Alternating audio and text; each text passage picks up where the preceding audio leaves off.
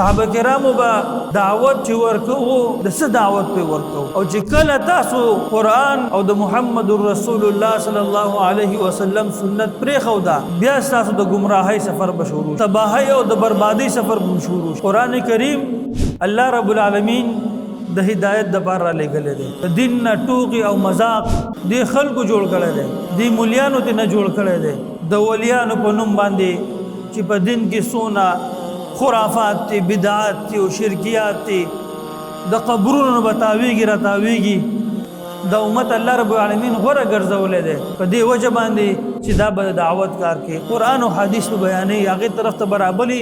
تر اله یوم القیامه دا به ټولګي دا جماعت دا خلق د محمد رسول الله صلی الله علیه وسلم د دور نواله تر قیامت پورې دي. او کله چې دا خلق ختم شو بیا به الله رب العالمین دنیا ورانه کی. हकीम सैयद अब्दुल वहाब शाह के बयानात, खुतबात और दुरूस सुनने के लिए उनके ऑफिशियल अकाउंट्स को फॉलो करें. वफ़अलुल खैर लअल्लकुम तुफ्लिहून. अल्लाह रब्बुल आलमीन दा उम्मत खैर वाला उम्मत गर्ज़वले दे. दी उम्मत अल्लाह रब्बुल आलमीन वर उम्मत वले दे. कुंतुम खैर उम्मतिन लिन्नास कुंतुम खैर उम्मतिन उखरजत लिन्नास. تاسو یو غوره امت دی او د غوریوالي او د فضیلت وجه هغه دا چې الله رب العالمین تاسو د انسانیت د فائدې د پاره او د خیر د پاره الله رب العالمین ګرځولي چې تاسو نه با انسانیت ته انسانانو ته د الله رب العالمین بندگانو ته خیر رسیږي. تأمرون بالمعروف وتنهون عن المنکر. تاسو با نیکی طرف ته خلق رابلی دعوت بور کوي د الله دین ته قرآن او سنت ته دعوت بور کوي. د جنت طرف ته هغه لاري طرف ته به دعوت ور کوي چې کملاره جنت ته تلی. جنت ته کملاره چې تلی دا هغه د صراط مستقیم ولګي یو لاره او نه غلاره دا د جنت لاره ده.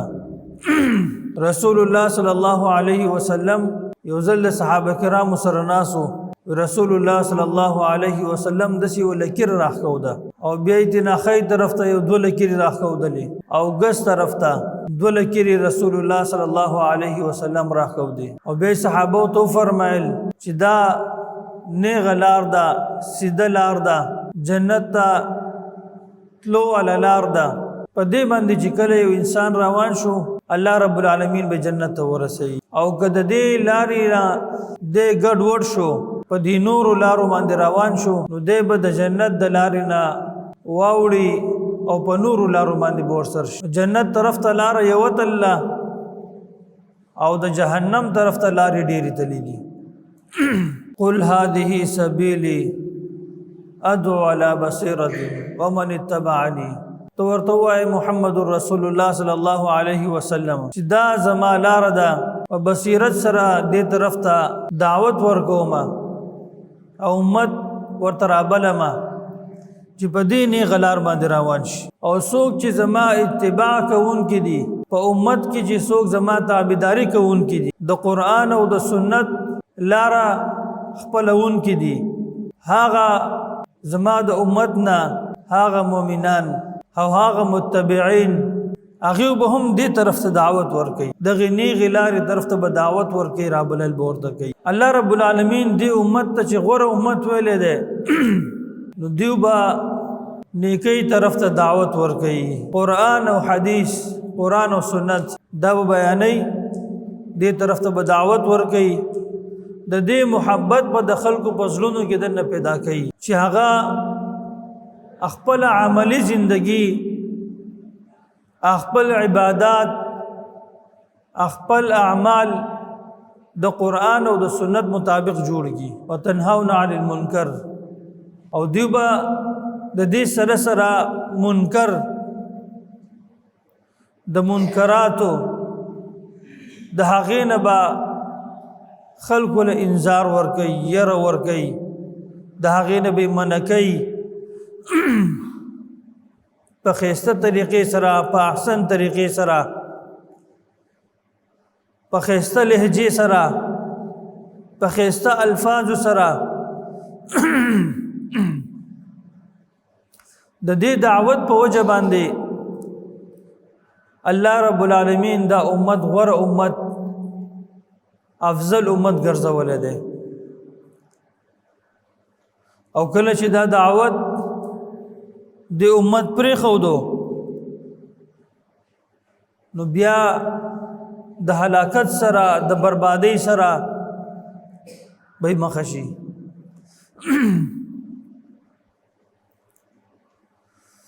په دې وجه باندې الله رب العالمین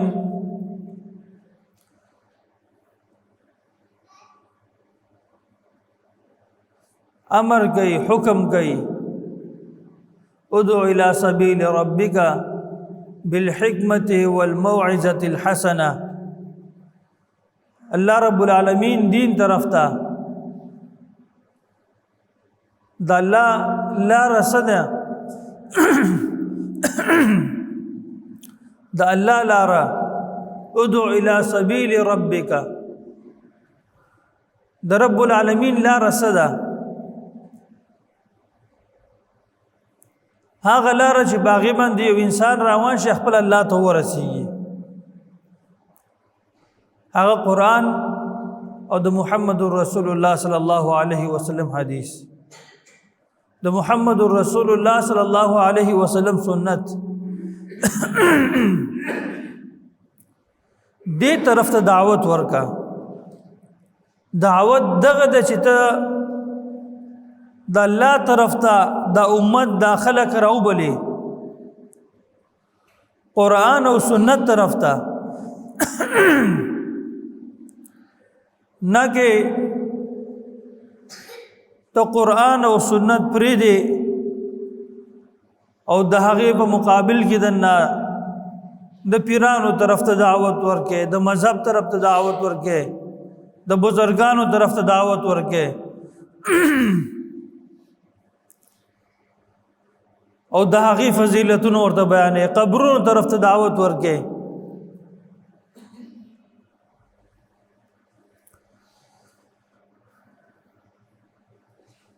او د ولیانو په نوم باندې چې کم یو بدعات او شرک هغې طرف ته دعوت ورکې.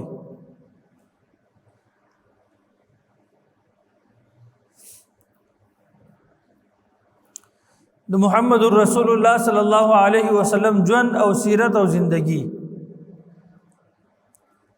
بیا د صحابو ژوند، سیرت او زندگی، د هغو دعوت سو، هغه دعوت څه طرف ته ورکړی دی؟ د رسول الله صلی الله علیه وسلم زندگی، ژوند، هغه ټول ژوند زندگی زموږ ستاسو لپاره نمونه ده.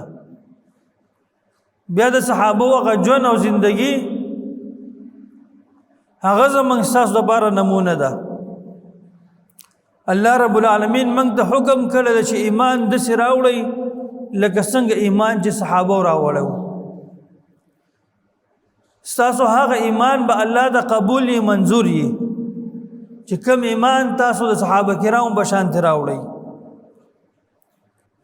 صحابه کرامو به دعوت چې ورکوو، د څه دعوت په ورکوو؟ څه طرف ته به دا امت، دا خلق، دا انسانان را بلل؟ څه طرف ته به ترغیب ورکوو؟ قرآن او سنت. قرآن او سنت نه علاوه هیڅ نو باغ وخت کې.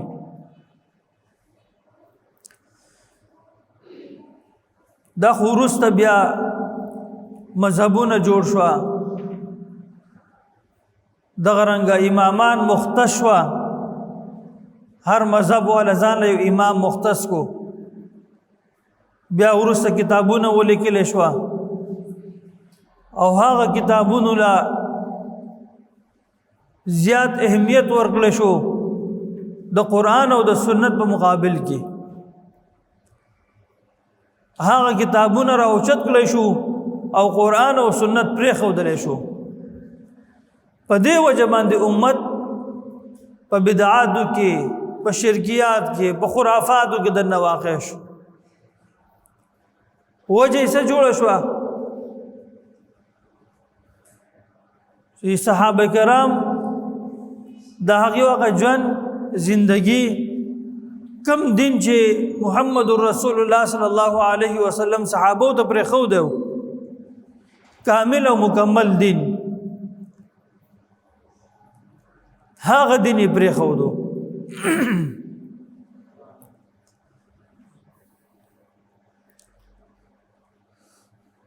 نو بیا امت په خرافاتو کې په شرکیاتو کې دنه په بدعاتو کې دنه واقع شو د الله لاره هغه قرآن او سنت ځان هدایت ته رسول غواړي قرآن کریم دی محمد رسول الله صلی الله علیه وسلم سنت ځان جنت ته رسول غواړي دغه لار ده قرآن کریم دی او د محمد رسول الله صلی الله علیه وسلم سنت ځان د جهنم نه بچ کول غواړي قرآن کریم او د محمد رسول الله صلی الله علیه وسلم سنت کدا د پریخو د گمراه شوي بیا به که د مولا په شکل کې که د مفتی په شکل کې او که پټکې دی غټ وهلی او که وړوکې وهلی او که په مدرسه کې ناسې او که په جماعت کې ناسې که هر سره کې بیا به گمراهی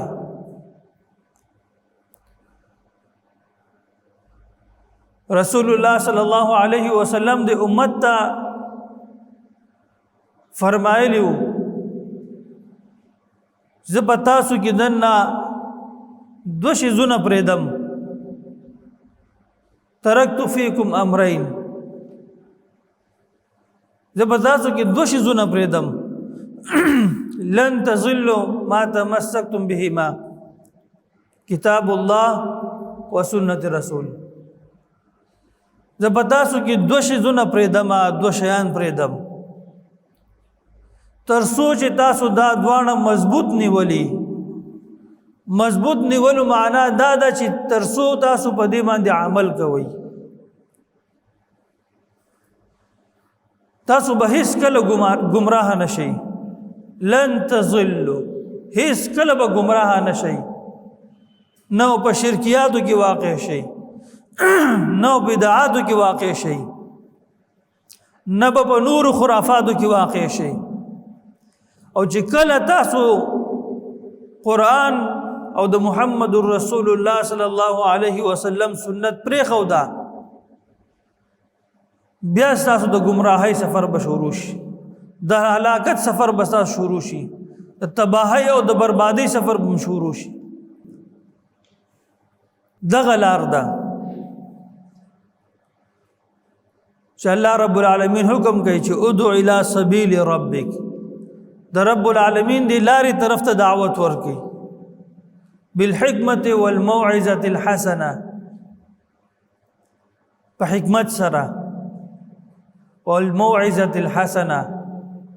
او په ښایسته وعظ و نصیحت سره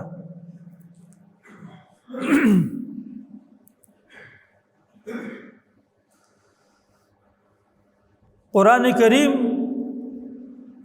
الله رب العالمین د هدایت د پاره را لګلې ده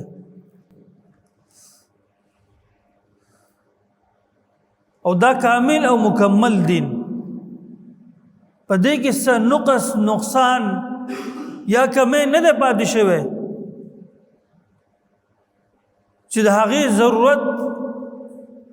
بل چاته پاتې شي امتی ته پاتې شي امام ته پاتې شي یو عالم ته پاتې شي که موږ دا عقیده ولرو چې په دین کې دننه څه کمې پاتې شوی دی د محمد رسول الله صلی الله علیه وسلم نه او بیا وروسته امامان راغلي دي علما راغلي دي هغې هغه کمې پوره کړی دی په دې سوچ او په دې نظریې سره په دې عقیدې سره یو سړی په اسلام نه وځي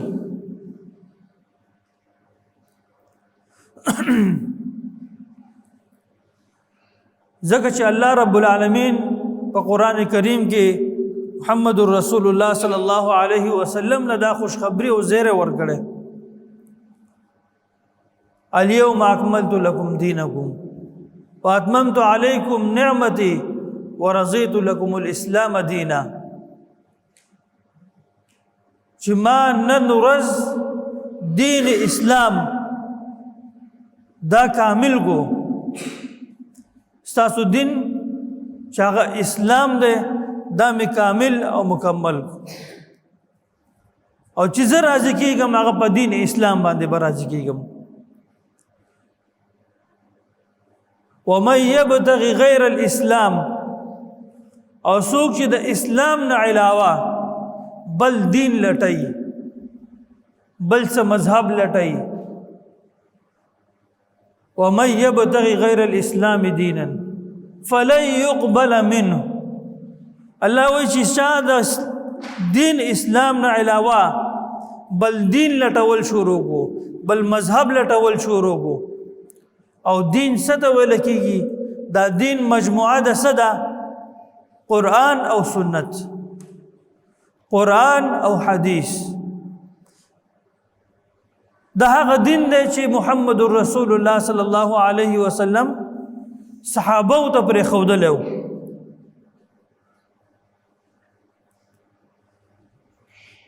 رسول الله صلی الله علیه وسلم چې کله دنیا نه رخصت صحابه ته چې کوم دین حواله کو او باغی باندې الله رب العالمین مهر ولګو د تکمیل هغه دین اسلام او پس صورت کیو پس شکل کیو قرآن او سنت قرآن او محمد رسول الله صلی الله علیه وسلم سے حدیث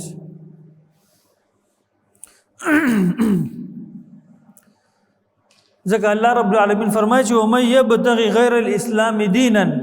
فلن يقبل منه وهو في الاخره من الخاسرين دین اسلام نه علاوه دی بل دین لټول شروع کو خپل نجات خپل کامیابی د دین اسلام نه علاوه په بل دین کې لټول دي شروع کو الله و چې یو عمل به قبول نکم یو عمل به قبول نکم ځان ستړی که ځان مړ کا په عمل باندې ستا کم عمل د محمد رسول الله صلی الله علیه وسلم د سنت مطابق نو او ته هغه عمل سهار او بیګا کوا ځان بستړی کا ټول عمر وکا تب داخل شي په دغه آیت کې او مصداق د هغه آیت په وګرځيږي چې عامله ناصبه عمل کوون کې دي ستړي ستومانه بخپل عمل باندې عملونه به کړي ځان به ستړي کړي او ځان له به خدي بدن له خپل جسم له به خمشقت او تکلیف ور کړي په عمل کول سره تصلى نارا حاميه وعيد سونه سخت ده چې سره دغه عمل او الله وي چې ګرم ورته لمبو ولا ورته به داخل کم سره دغه عملنا یو عمل دی الله نه قبلې چې ستا عمل د قران او د سنت مطابق نو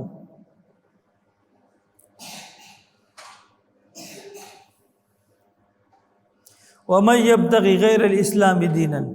فلن يقبل منه وهو في الاخره من الخاسرين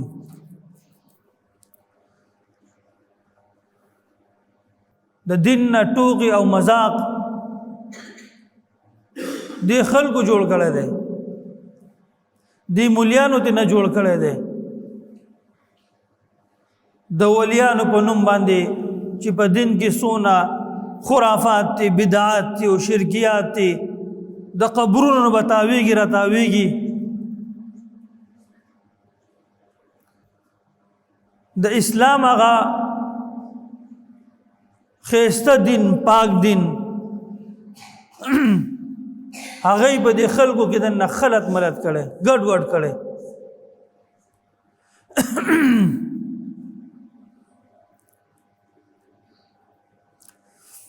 نه به ظاهر د اسلام سره برابرۍ نه به باطن د اسلام سره برابرۍ او زمنګ په دې ملک کې او زمنګ په دې علاقو کې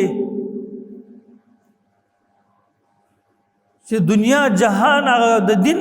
او د اسلام په نوم باندې او د ولیانو په نوم باندې د ولی په نوم باندې او د ولیانو په نوم باندې چې څه بدعات دي او څه شرکیات دي نو هغه به تاسو تدل پیدا کیږي په مختلف شکلونو کې په مختلف صورتونو کې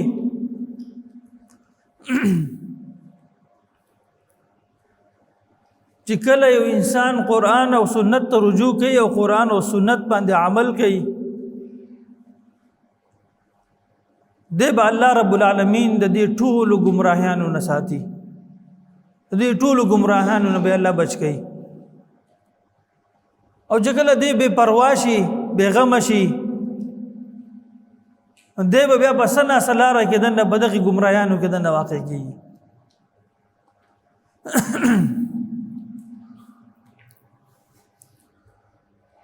په امت کې د ټولو نه اوچت او عظیم انسان د محمد رسول الله صلی الله علیه وسلم په دې امت کې هغه ابوبکر صدیق رضی الله تعالی عنہ داغه سیرت داغه ژوند داغه زندگی هغه وګوره چې څنګه عمر رضی الله تعالی عنہ ته عثمان علی او نور چې څونه صحابه کرامو داغه ژوند داغه زندگی پس باندې تیر کړی دا څه طرف ته دعوت ورکړی دی کم طرف ته دعوت ورکړی دی داغه خپل ذاتی خبره به چې کله داغه اجتهاد داغه قیاس چې کله به د قرآن او سنت سره برابر وا به غستو که د قرآن او سنت سره برابر نو او پته به ورته ولګېده چې د محمد رسول الله صلی الله علیه وسلم حدیث راغی پرې به ښودو عثمان رضی الله تعالی عنہ یو ځل فیصله وکړه یو لیونۍ زنانه وه هغې نه زنا شوې وه عثمان رضی الله تعالی عنہ فیصله دا وکړه چې دې له سزا ورکړي دا رجم کوي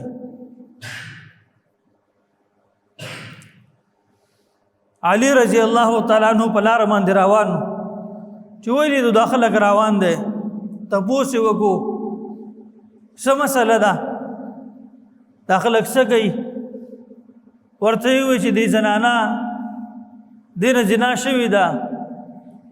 عثمان رضی الله تعالی عنہ خلیفۃ المسلمین دی بادشاہ دی امیر المؤمنین دی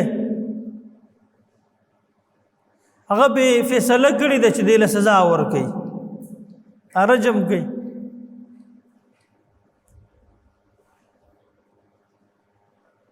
علی رضی الله تعالی عنہ چې ولې د چې هغه زنانه خو لیونۍ ده د هغې خو عقل نشته دی عثمان رضی الله تعالی عنہ پسې راغی او ورته یې وویل وایي ته د الله د دین نه خلاف فیصله کوې علی رضی الله تعالی عنہ عثمان رضی الله تعالی عنہ ته وایي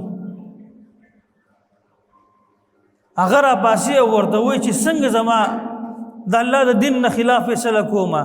زما رهنمایي وکړه مخکې د دین چې زه هلاک شم هغه ورته حدیث وایي عثمان رضی الله تعالی عنہ ته دا حدیث علم نو که علم ورته داسې فیصلې نه کوله او چې علم ورته وس راځي علی رضی الله تعالی عنہ ورته حدیث پیش کړي، حدیث ورته بیانوي چې رسول الله صلی الله علیه وسلم فرمایلی چې رفع القلم عن ثلاث، د دریو کسانو نه الله رب العالمین قلم اوچت کړی دی، قلم د مؤاخذه الله رب العالمین ته اوچت کړی دی، یعنی هغه له سزا الله نه ورګي.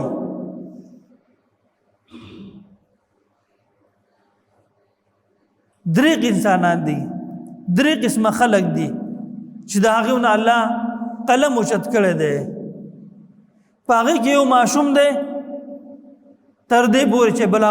بلوغت ته ورسیږي، بالغ شي، چې بالغ شو بس په د باندې د الله احکامات بیا ټول په د باندې لګي، بیا به د الله احکاماتو ته غاړه ږدي چې بلوغت ته ورسید. بلوغت نه مخکې په د باندې مؤاخذه نشته، تربیت په ور لګي.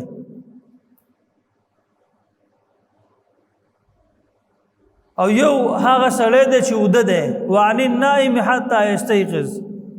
هغه سړی چې اوده دی داسې اوده نه دی چې دی پاسوه او دی بیا سملي، دی پاسوه او دی بیا سملي، دی منځله پاسوه او دی بیا سملي، دی سړی نه دی، هغه اوده نه دی، هغه اوده دی چې دنه یو وخت تیر وځي او دی د خوب د وجې په ځان پوه نه شي، او هغه اوده نه چې زور ځان په زور په اوده کړي اچولی، په خوب ور اچولی. دریم وعن المجنون حتی یعقل، لیونی دی، د لیونی نه قلم اوچت دی. د حدیث ورته ووایي چې لیونی دی، په لیونی باندې د الله مؤاخذه نشته دی، ته به څنګه حکم چې کوم دی د سزا ورکړې، ته به څنګه حد نافظوي. الله ته خپل حد اوچت کړی دی، خپل مؤاخذه یې نو اوچته کړې ده چې لیونی دی نو هغه نو عقل نه لري. عثمان رضی الله تعالی عنہ فیصلې نه رجوع کوي، د چې په سوونو واقعات دي، په زرونو واقعات دي، دا زمونږ خبر وسره اوږدېږي ډېره، په سوونو په زرونو واقعات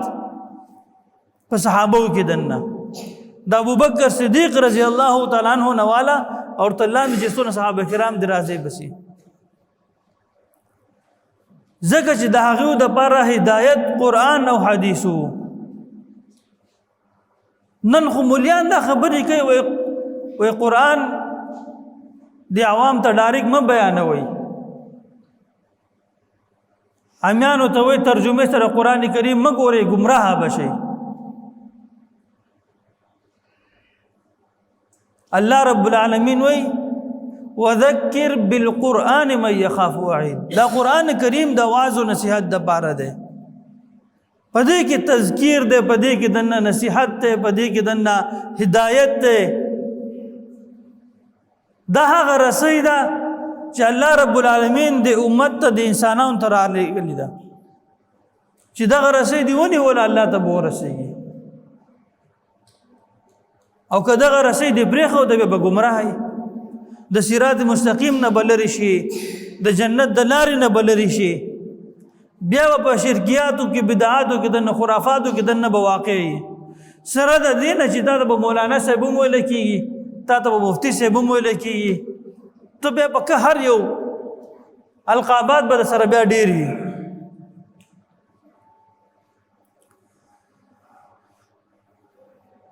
دغه لار د صراط مستقیم د قرآن او د سنت، صحابه کرام په ژوند کې او په زندګۍ کې کم دین چې کامل او مکمل محمد رسول الله صلی الله علیه وسلم هغه ته پرېښودو، هغه دغه قرآن او سنت. که دا عقیده چا ولرله چې یاره دین کې څه کمی پاتې شوی دی، د هغې نه وروسته امامانو یا محدثینو دا دین هغه کمی پوره کو، نو په دې عقیدې سره، په دې نظریې سره، په دې سوچ سره دا سړی د اسلام نه خارجېږي.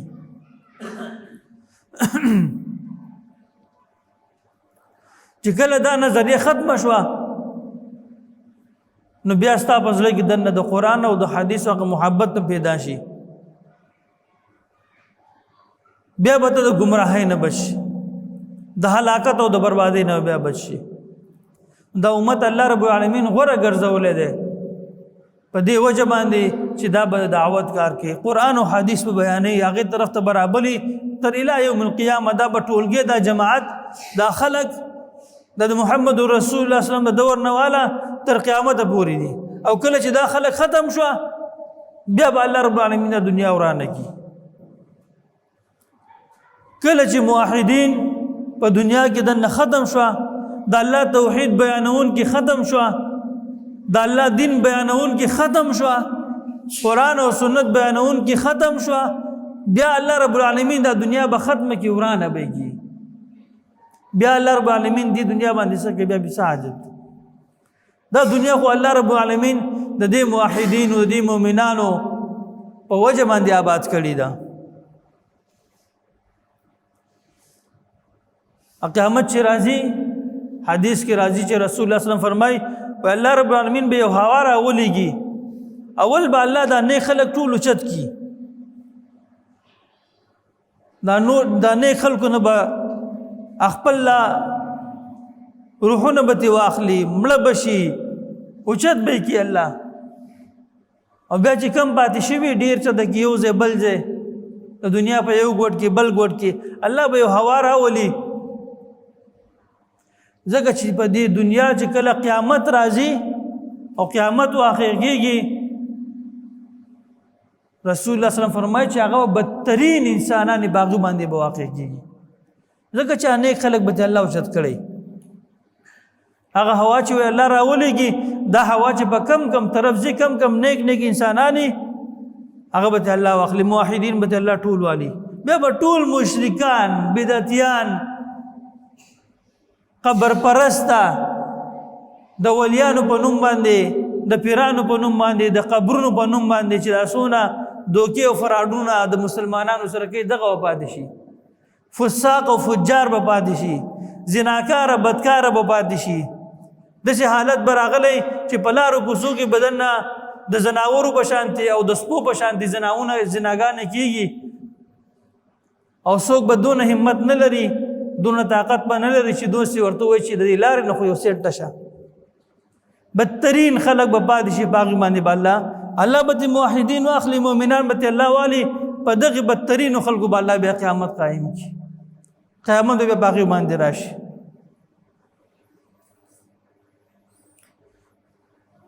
الله رب العالمین دې امت کې هغه خلکو ته غوره ویل چې کوم